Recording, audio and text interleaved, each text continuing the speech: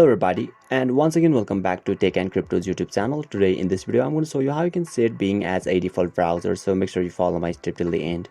First thing first, I assume that you already have an account on Bing AI app and already logged in, and now right after that you'll be able to see the interface or dashboard of the Bing apps on the screen, where you can see the profile icon at the top left corner.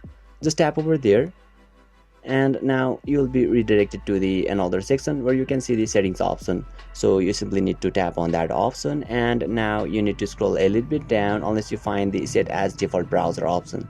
So once you find it, just tap over there, and now you can see the browser app at the top, which is none for now. So you simply need to tap on that option, and now you can set Bing as a default browser from here. So yeah, basically this is how you can set Bing as a default browser, and if you still encounter any issue during this process, feel free to leave a comment and I'll be happy to assist you. If you found this video helpful, please give it a thumbs up, and if you are new to this channel, make sure to hit the subscribe button and set the bell icon to on so that you can stay updated with our latest content. Thank you for watching, and I'll see you next time.